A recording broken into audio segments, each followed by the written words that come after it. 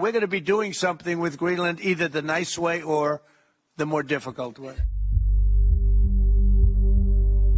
ভেনিজুয়েলায় যা দেখছেন সেটা ট্রেলার, আসল সিনেমাটা হতে চলেছে গ্রিনল্যান্ডে।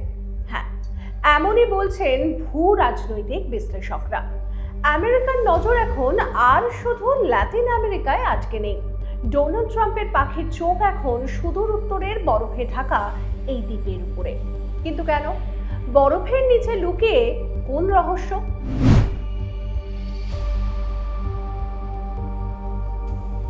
গ্রিনল্যান্ডকে সাধারণ বরফের দেশ ভাবলে ভুল হবে। ম্যাপটা দেখুন, আমেরিকা আর রাশিয়ার ঠিক মাঝখানে এর অবস্থান। আমেরিকা মনে করে এখান থেকে রাশিয়ার উপরে নজরদারি করা সবচেয়ে সহজ। এখানে আমেরিকার পিচোফিক স্পেস বেস রয়েছে। এর কাজ কি জানেন? মেরুর কাছাকাছি অবস্থিত হওয়ায় যদি রাশিয়া আমেরিকাকে লক্ষ্য করে মিসাইল ছোড়ে, তবে এই বেস সেটা আমেরিকায় পৌঁছানোর অনেক আগেই ধরে ফেলবে। অর্থাৎ আমেরিকার সুরক্ষার ফার্স্ট লাইন অফ ডিফেন্স হলো গ্রিনল্যান্ডের এই বেস।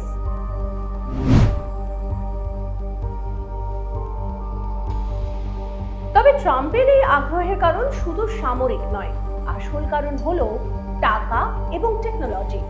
গ্রিনল্যান্ডের বরফের নিচে লুকিয়ে আছে এক বিশাল স্বর্ণখনি। না, যে সোনা দিয়ে গয়না তৈরি হয় সেই সোনা নয়, বলা হচ্ছে রেয়ার আর্থ মিনারেলস বা বিরল খনিজের কথা। আপনার হাতে স্মার্টফোন, ইলেকট্রিক গাড়ির ব্যাটারি কিংবা অত্যাধুনিক যুদ্ধবিমান, এসব বানাতে কিছু বিশেষ খনিজ লাগে। ইউরোপীয় কমিশনের মতে আধুনিক প্রযুক্তির জন্য জরুরি 34টি খনিজের মধ্যে 25টি রয়েছে এই গ্রিনল্যান্ডে। বর্তমানে এইসব খনিজের মূল চাবিকাঠি চীনের হাতে। আমেরিকা চায় গ্রিনল্যান্ড দখল করে চীনের এই একচেটিয়া ব্যবসা ভেঙে দিতে। সোজা কথায়, ভবিষ্যতে প্রযুক্তির দুনিয়ায় রাজত্ব করতে গেলে গ্রিনল্যান্ড আমেরিকার চাই।